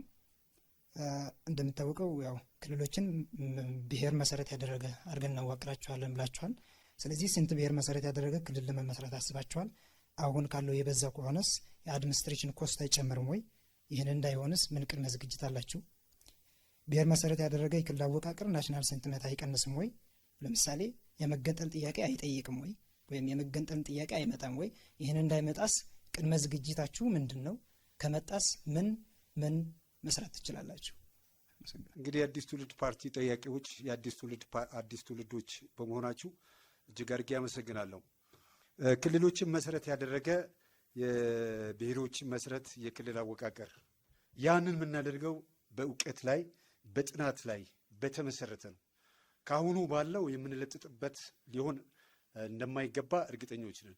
ምናልባት እነዚህን በጥናትና በእውቀት ታይቶ ተጠንቶ ውጤታማ ከሆነ የበለጠ ወደ አንድነት የሚመጡበት የሚጨምቁበት ሂደትም ሊኖር ስለሚችል ሳናጠና እንደዚህና እንደዛ እናደርጋለን ብለን ለመመለስ ይከብደናል። አመሰግናለሁ።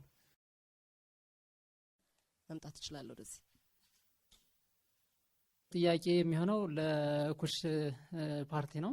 እውነት ለመናገር አሁን ባለንበት ዘመን በኤትኒክ በቋንቋ ወይም ደግሞ በተለያዩ ዘርፎች ተከፋፍለን ችግር ውስጥ በገባንበት ዘመን ምናልባችም ኩሽ የሚለው በሀገራችን ከሚገኙ የቋንቋ ቤተሰቦች አንዱ ነው ብዬ ገምታለሁ። ይሄ በየትኛውም አቅጣጫ የሚገኝ የቋንቋ ቤተሰብ ነው። ይሄ በሆነበት ምናልባችም ሌሎቹ የፋሚሊዎቹም ሊሆኑ ነው ኦሞዊ ያለ ሰማያዊ እነዛን ወከልነ ልትሉ ትችላላችሁ ወይ? ኩሻዊ ብሎ መምጣቱ ምን አስፈለገ? ለኩሽስ ምን ልታደርጉለት ትችላላችሁ? የተሻለ ነገር ነው። ጥያቄ አመሰግናለሁ። መቀጠል ይቻላል። እኔም እጅግ በጣም አድርጌ አመሰግናለሁ። ሀገራችን ኢትዮጵያ ላይ የፖለቲካ ምህዳር እንዲሰፋ አካታች አቃፊና አሰባሳቢ የሆኑትን አካሄድ ነው እኛ የምንከተለው። የኩሽ ህዝቦች ብሔራዊ ንቅናቄ ፓርቲ በምንልበት ጊዜ ኦሞቲኮችን ኦር ሰሙቲኮችን ኦር ሌሎች ቋንቋ ተናጋሪዎችን የምናገልል ሳይሆን አብረን ተሳስረን በፍቅር የኢትዮጵያዊነትን ህብረ ብሔራዊነት ለማንጸባረቅ ነው አላማችን። ነገር ግን ህዝቦች ህገ መንግስቱ በፈቀደው መልክ የመደራጀት የመምረጥ ኦር የመመረጥ የመደራጀትና የፖለቲካ ምህዳሩን የማስፋት ይህንን ህገ መንግስታዊ የዲሞክራሲያዊ መብት ከመጠቀም አንጻር እንጂ የትኛውንም ብሔር የትኛውንም ወገን የማግለል አላማ እንደሌለን ቅድምም በመግቢያም በማኒፌስቶቻችንም የተረጋገጠ ነው ማለት ነው። ስለዚህ ፓርቲያችን በአንድነት በመቻቻል በፍቅርና በኢትዮጵያዊ ህብረ ብሔራዊነት እንን ያምናል። በዚህ ይሰራል። ቴንኪዩ አመሰግናለሁ። እሺ የኔ ጥያቄ የሚሆነው ለኢዴፓ ነው። ህብረ ብሔራዊ ፌዴራሊዝምን አሁን ያለውን ማለት ነው ገዢው መንግስት የሚከተለውን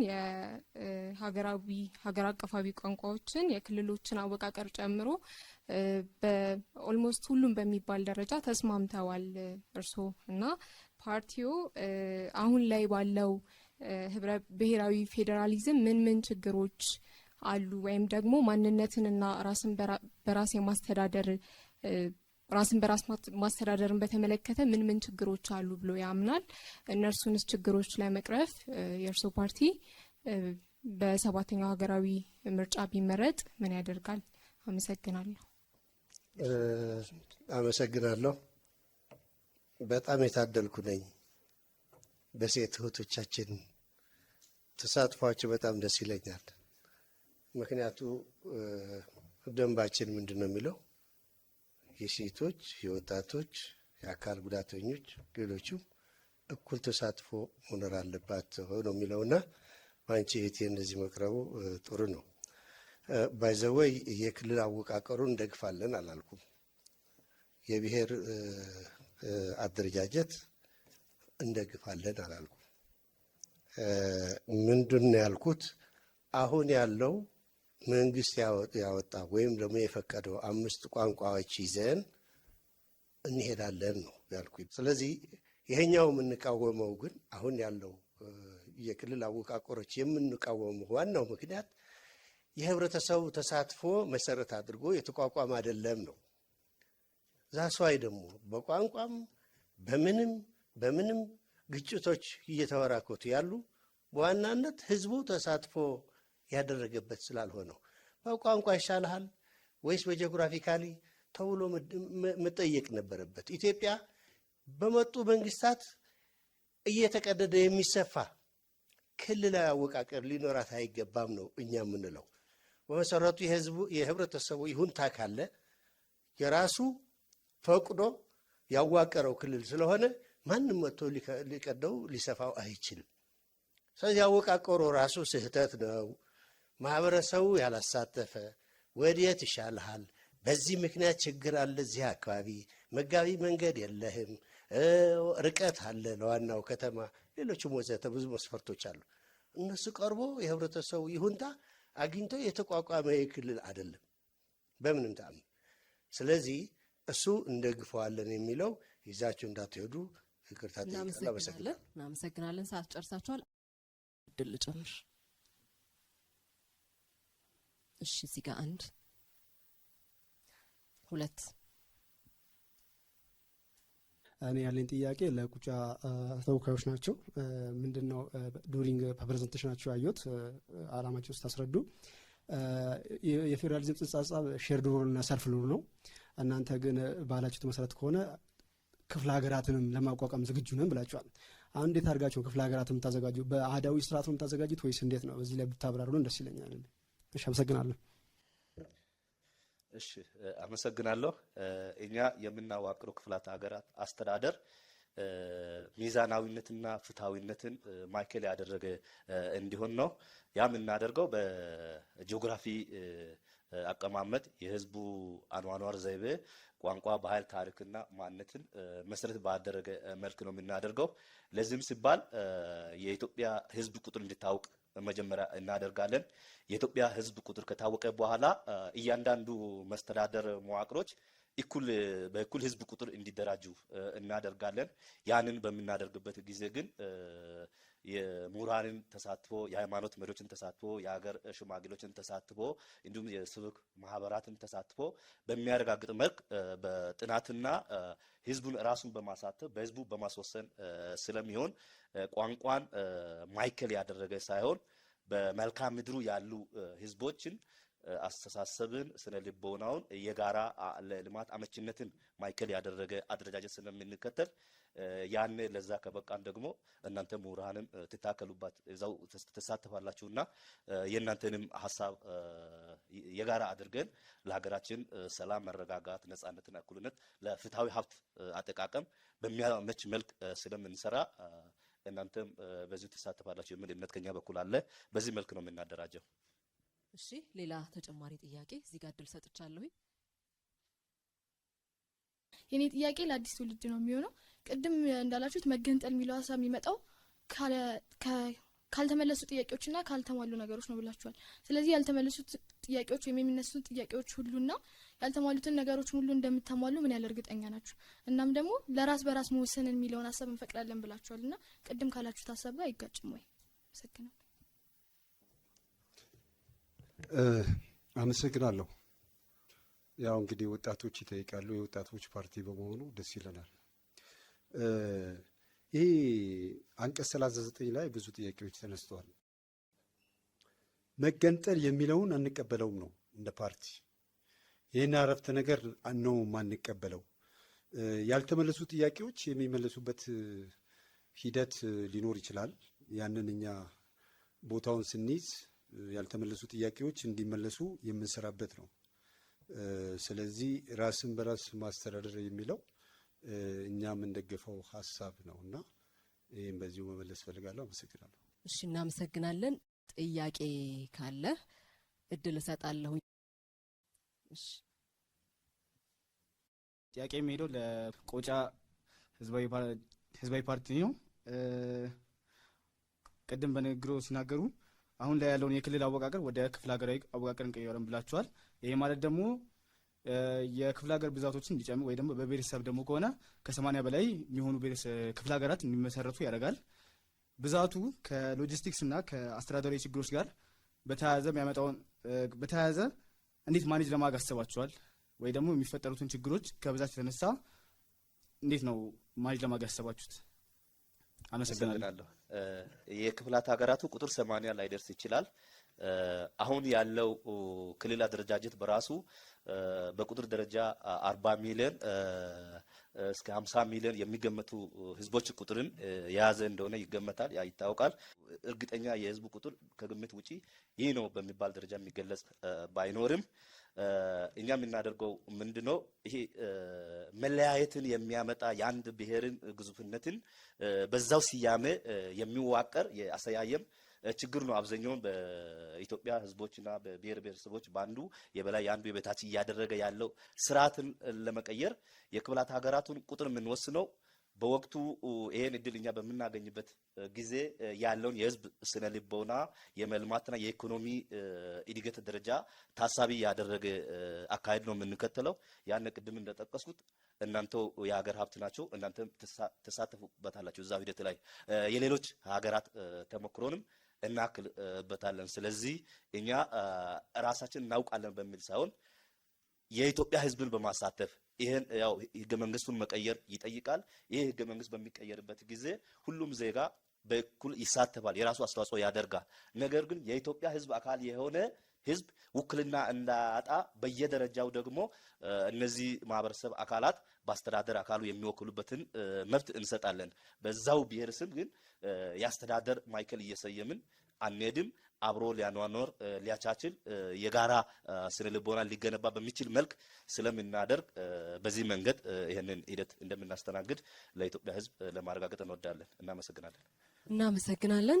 ሶስተኛውን ዙር ጨርሰናል። ቀጣይ የሚኖረው አራተኛው ዙር የፖለቲካ ፓርቲዎች እርስ በርስ ጥያቄ የምትጠያየቁበት ጊዜ ነው የሚሆነው። አንድ የፖለቲካ ፓርቲ ሁለት ጥያቄዎችን ለተለያዩ ሁለት የፖለቲካ ፓርቲዎች አሊያም ሁለት ጥያቄዎችን ለአንድ የፖለቲካ ፓርቲ መጠየቅ ይችላል። በቅደም ተከተላችሁ መሰረት ከኩሽ ህዝቦች ብሔራዊ ንቅናቄ ፓርቲ ነው የምንጀምረው። አመሰግናለሁ። ለቁጫ ህዝቦች ብሔራዊ ዲሞክራሲያዊ ፓርቲ ለመጠየቅ የምፈልገው ጥያቄ ፓርታችሁ በወክላችሁ በመጣችሁ ማህበረሰብ ላይ ያለው ችግሮች የማንነት ችግር የነገራችሁትን ምርጫውን ካሸነፋችሁ እንዴት ለማስተካከል አቀዳችሁ?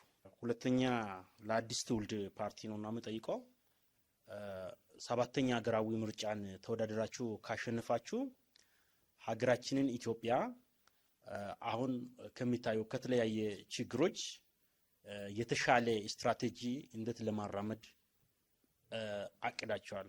ቴንክ ዩ። እሺ መቀጠል ይቻላል። እሺ አመሰግናለሁ። ያው በእርግጥ ቅድም ተጠቅሷል። የቁጫ ህዝብ የራሱ ጥያቄ ያለው የራሱ ታሪክ፣ ማንነት፣ ባህልና ቋንቋ እንዲሁም በራሱ የማስተዳደር መብት ጥያቄ ያቀረበ ማህበረሰብና ህዝብ ነው። የዚህ ህዝብ ጥያቄ እንዴት ባለ መልክ ለመመለስ ከተመረጣችሁ ትሰራላችሁ ለሚለው ጥያቄ እኛ አንደኛ ብቻችን መንግስት የመሆን እድል የለንም። ከተመረጠው መንግስት ጋር የኢትዮጵያ ህገ መንግስትንና የህገ መንግስቱ መሪውን መነሻ ባደረገ መልክ በሰላማዊ ውይይት፣ ድርድርና ምክክር የህዝባችን ጥያቄ እንዲመለስ እንሰራለን። ለዛውም እየሰራን እንገኛለን። በዚህ መልክ ነው የቁጫ ህዝብ ጥያቄ እንዲመለስ የምናደርገው። እሺ አዲስ ትውልድ አመሰግናለሁ። ቃላችሁ 7ኛውን አገራዊ ምርጫ ካሸነፋችሁ የተለያዩ ችግሮች እንዴት ትፈታላችሁ የሚለው ችግሮች የሚፈቱት በሀሳብ በመነጋገር በመወያየት ከዛ በዘለለ የችግሮቹ ጥልቀትና ስፋት በጥናትና በእውቀት ከተረጋገጠ በኋላ ለነዛ ጥያቄዎች ምላሽ የሚሰጡበት ሂደትና ሁኔታ ይፈጠራል። ስለዚህ ችግሮችን የምንፈታው በመነጋገርና በመወያየት ነው። ከዛ በዘለለ ደግሞ ማህበረሰቡን አነጋግረን ከዛ በበለጠ በውይይት በጥናት እነዛ ችግሮች ምንጫቸው ከታወቀ በኋላ ለነዛ ምላሽ የሚሰጠው በእውቀትና በጥናት ላይ በተመሰረተ ነው ለማለት ፈልጋለሁ። አመሰግናለሁ። እሺ ቀጣይ ጠያቂ የኢትዮጵያ ዲሞክራቲክ ህብረት ፓርቲ ይሆናል። እሺ አመሰግናለሁ። ጥያቄ ለቁጫ ነው እንግዲህ የማቀርበው። እኔ ስገልጽ አናሳ ድምፅ ያላቸው በቀጥታ ያለ ድምፅ ያለ ምርጫ ወደ ምክር ቤቶች ይገባሉ ብዬ ነበርና ሲገልጹ ረዳት ፕሮፌሰሩ የተከበሩ የምክር ቤት አባልም ናቸው። አናሳ ድምፅ ማለት ልኬት የለውም፣ ምንድን ነው ልኬቱ ሲሉ ሰብቻቸዋለሁ። በህገ መንግስታችን ደግሞ አንድ የተወካዮች ምክር ቤት ተመራጭ የ100,000 ድምፅ ማግኘት አለበት ነው የሚለው። እንግዲህ እሱ ነው በአሁኑ ጊዜ ያለው ቁጥር ወይስ ሌላ ጉዳይ ነው? ቀደም ሲል እንደተገለጸው የህዝብ ቆጠራ ስላልተደረገ በኢንተርናሽናል ኮሚኒቲ እየመጣ አንድ እንትን አለ፣ ጽንሰ ሀሳብ አለ። ኦልሞስት ወደ 130 ሚሊዮን ይሆናል የኢትዮጵያ ህዝብ የሚለው እሱ የሀገራችን ጥናትም ስላልሆነ በዛው አልሄድበትም። ዞሮ ዞሮ እስካሁን ድረስ ግን እየሄድንበት ያለን አንድ ተመራጭ በ100,000 የሚል ነው ያዝነውና ልኬቱ ይህ አይደለም ወይ? እርስዎ ሲመረጡ 100,000 ህዝብ እኮ መርጦት ነው ወደ ተወካዮች ምክር ቤት የመጡ። ልኬት አይደለም ይሄ ወይስ የትኛው ነው ልኬት የጠፋበት ለማለት ነው። አመሰግናለሁ። እጅግ አድርገን እናመሰግናለን። እኔ በዋናነት አናሳ የሚለው ምርጫ ክልል በራሱ ብቻውን በቂ አይደለም። አናሳ የሚለውን ነገር ለመቀደም ማለት ነው። በኢትዮጵያ ውስጥ 100,000 የሚለው 100,000 በራሱ ብዙ ሊሆን ይችላል እንደ ቁጥር። ለምሳሌ ወደ ደቡብ ኢትዮጵያ ክልል በምንሄድበት ጊዜ 5 ማህበረሰቦች ወይም ሰዎች ኖረው አንድ ቋንቋ የሚኖሩ ከነሱ ውስጥም አንድ ሰው ብቻ ቋንቋውን የሚናገር አለ። ለምሳሌ ብራይሌ። እንደዚህ አይነቶችን ምንድን ነው መነሻችን የሚለው ነገር በውል የተቀመጠ ነገር ስለሌለ አንደኛ በትክክል አናሳ የሚለውም በተገቢው መለኪያ ኖሮት የሚታወቅበት ስርዓት እንዲኖር እንፈልጋለን። ከዚህ አኳያ ነው 100,000 አንድ ምርጫ ክልል ነው እያለ ይቀጥላል። ድምፅንም ሲሰጥ እንደዛ ነው። እንደዛ የሚለው አሰራር ውክልናዎችን ራሱ ይቀንሳል፣ ያስቀራል። ስለዚህ የበለጠ ጠለቅ ብሎ ገብቶ በህገ መንግስቱ መሰረት ዜጎች እንዲካተቱ የሚያደርግ ነገርን ለማስቻል ያለን አቋምና አመለካከት ነው እና በዚህ መልኩ ነው የምናየው። እናመሰግናለን። እሺ የቁጫ ህዝብ ዲሞክራሲያዊ ፓርቲ ቀጣይ ጥያቄዎችን የማቅረብ ተራም የእናንተ ነው። መቀጠል ይቻላል። እሺ እጅግ አድርጌ አመሰግናለሁ። የኔ ጥያቄ ለኢዴሃይ ነው። በዋናነት ጥያቄያችን ምንድን ነው? እንደ ሀገራችን በአሁኑ ጊዜ ብሔራዊ ቋንቋ የላትም። ያላት ግን የስራ ቋንቋ ነው። በህገ መንግስቱ የተጻፈው አማርኛ የስራ ቋንቋ ነው። ህገ መንግስቱ እስከሚሻሻል ድረስ የስራ ቋንቋዎችም በይፋ በሀገር ደረጃ አልተካተቱም። የህገ መንግስቱን መሻሻል ይጠብቃሉ። ሌሎች ሰፊ ቁጥር ያላቸው ቋንቋዎች ይኖራሉ ኢትዮጵያ ውስጥ ብለን እናስባለን እና ምናልባት የስራ ቋንቋና ብሔራዊ ቋንቋ አንድ ላይ ምናልባት የተነሳበት ሁኔታ ስላለ የስራ ቋንቋ ላይ ማለት ነው ወይስ ብሔራዊ ቋንቋ የሚለው እንደ ሀገር በህገ መንግስታችን አልተቀመጠም እና ይዘቱም ውቅሩም የብሔራዊ ቋንቋ ልዩነት ስላለው ከዚህ አኳያ ይህን እንዴት አዩት የሚለውን ነገር ለመጠየቅ ነው። አመሰግናለሁ። አመሰግናለሁ። እንግዲህ በመንግስት ይፋዊ መግለጫ የተሰጠበት ነው። 5 የስራ ቋንቋ የምንበላቸው የስራ ቋንቋ ከሆኑ ብሔራዊ ቋንቋ ናቸው። 5 ቋንቋዎች እድል ተሰጥቷቸው እንግዲህ መንግስት ራሱ ያወጣው መስፈርት ይኖራል። እዛ ውስጥ አልገባንም። ግን አማርኛ፣ ኦሮምኛ፣ ትግርኛ፣ አፋርኛ፣ ሶማሊኛ እነዚህ የኢትዮጵያ ብሔራዊ ቋንቋ ናቸው ተብሎ ተገልጸዋል። መንግስት ያለን ነው የምንቀበለው። አፈጻጸሙ የስራ ነው ወይስ ሌላ እንግዲህ ወደፊት የምናየው ይሆናል። ይህንን መሰረት አድርጌ ነው እኔ 5ቱ ቋንቋዎች ይዘን እንሄዳለን ያልኩት እና ይሄ ይመስላል እኔ አገላለጽ። አመሰግናለሁ። የመጨረሻው ጥያቄ አዲስ ትውልድ ፓርቲ ነው። አንደኛ ጥያቄ የማቀርበው ለኩሽ ፓርቲ ነው። የማንነት ጥያቄ ሲባል ምን ማለት ነው? ፓርቲያችሁ እንዴት ይገልጸዋል? ማብራሪያ ቢሰጡ። ሁለተኛው ጥያቄ ለቁጫ ህዝቦች ነው የማቀርበው። ከዓለም 40 በመቶ የሚሆን ሀገር የሚተዳደረው በፌዴራሊዝም ነው ብላቸዋል። ለምሳሌ የእነማን ሀገሮች ናቸው በፌዴራሊዝም የሚተዳደሩት? እነዚህን ቢዘረዝሩልን ለማለት ነው። አመሰግናለሁ። አመሰግናለሁ። የማንነት ጥያቄ ሲባል የሰው ልጅ የራሱ ሰብአዊነት ወይም በተወለደው ማህበረሰብ ባደገበት ቀየ ሰላማዊ ኑሮ የሚኖርበት ሰርቶ የሚለወጥበት እንደገና ደግሞ ቋንቋም ተከብሮለት ህጋዊ ሰውነቱ ተረጋግጦ ሀገራችን ኢትዮጵያ ላይ በሰላም እንደገና ሰርቶ እንዲለወጥ ከቦታ ቦታ በሰላም እንዲንቀሳቀስ በኢትዮጵያዊነት እንዳይሸማቀቅና በራስ መተማመን ስሜት ተሰምቶት ሀገር ወዳጅ ዜጋ እንዲሆን ፓርቲያችን በሰው ልጅ ማንነት ላይ ይህንን በትኩረት ይሰራል ማለት ነው። አመሰግናለሁ። እሺ፣ የቁጫ ህዝብ ዲሞክራሲያዊ ፓርቲ ከዓለም 40 የሚሆኑቱ በፌደራል ስርዓት ይተዳደራሉ ካልናቸው እንግዲህ ሁሉንም እዚህ ዘርዝረን ባንጨርስ በዋናነት አሜሪካን መውሰድ እንችላለን፣ ህንድን መውሰድ እንችላለን፣ ጀርመንን መውሰድ እንችላለን። እነዚህ ለዓለም የፌደራል ስርዓት ተሞክሮ ተደርገው የሚወሰዱ ናቸው እና እነዚህ ቁልፍ ለእኛ ተሞክሯችን ወይም ተምሳሌት አድርገን የምንወስዳቸው ሀገሮች ናቸው ማለት ነው። ወደ መጨረሻው ዙር ነው አሁን የምናልፈው። የየፓርቲያችሁን ዓላማ የምታስተዋውቁበት ቆይታ ነው የሚሆነው።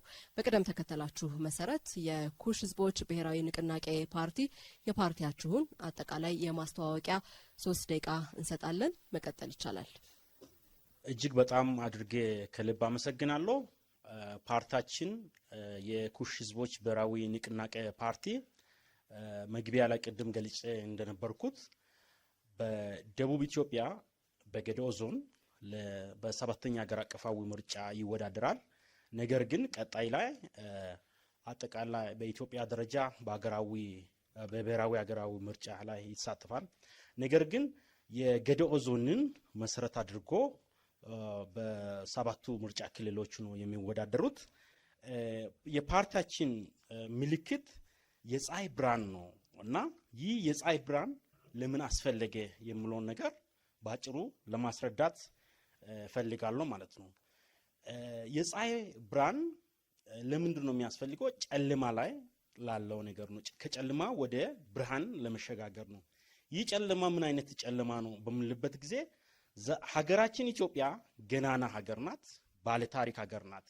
ነገር ግን በፖለቲካሊ በኢኮኖሚያሊ ላይ እየተፈታተኑ ያሉ ጨለማዎች አሉ። ከዚህ አንዱ ምንድነው?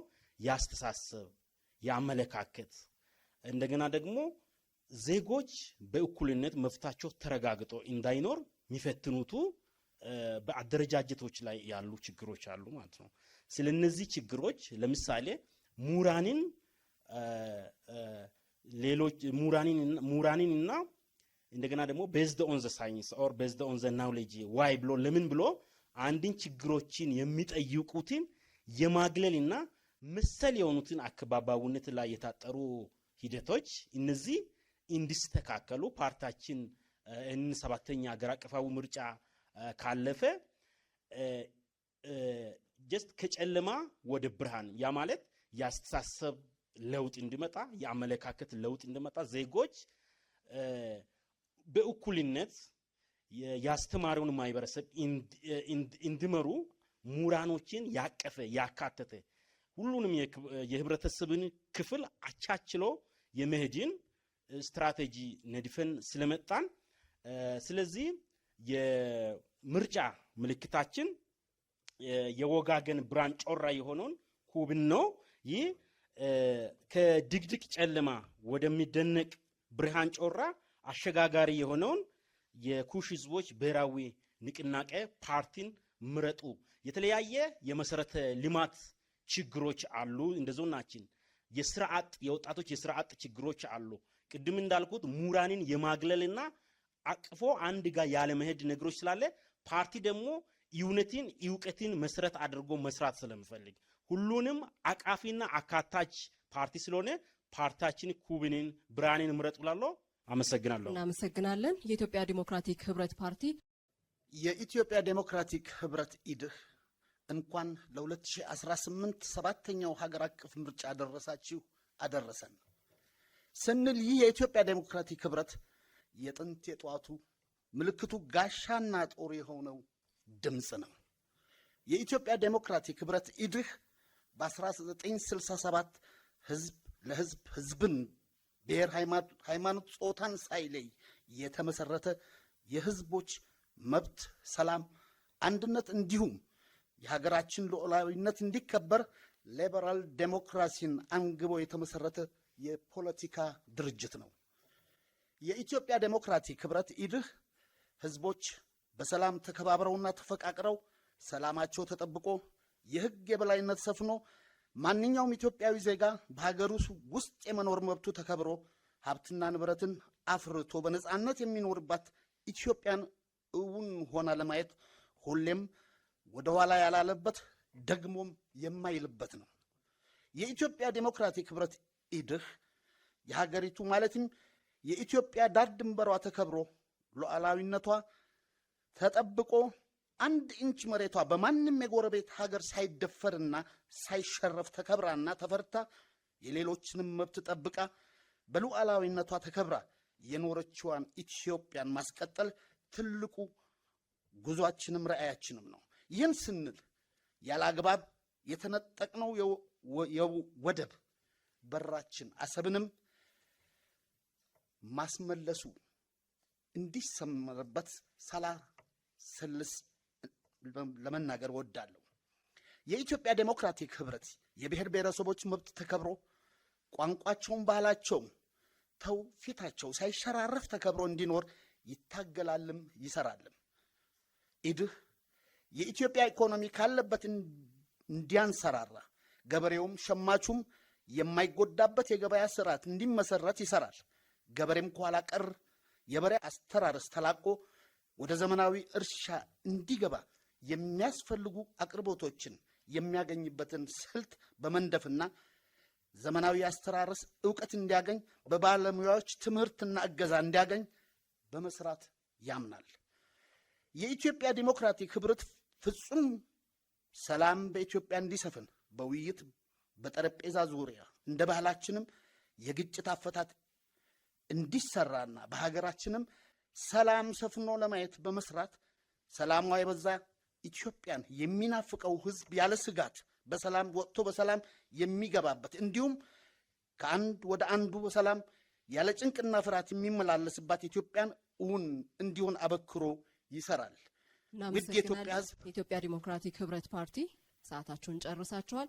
የቁጫ ህዝብ ዲሞክራሲያዊ ፓርቲ ክቡራን መራጮቻችን፣ ፓርቲያችን ቁዴፓ በስድስተኛው ሀገራዊ ምርጫ በደቡብ ኢትዮጵያ ክልል በቁጫ ምርጫ ክልል የክልል ምክር ቤት 3 ወንበሮችንና የኢፌዴሪ ህዝብ ተወካዮች ምክር ቤት 1 ወንበር በማሸነፍ ላለፉት 5 ዓመታት በሁለቱ ምክር ቤቶች ለኢትዮጵያ ህዝብ የሚበጀውን በመደገፍና የኢትዮጵያ ሕዝብ ጥቅምና መብትን የሚጻረሩ ሕጎችን በመቃወም ለሁሉም ኢትዮጵያ ሕዝብ ድምጽ በመሆን ያለና የሚታወቅ ፓርቲ ነው።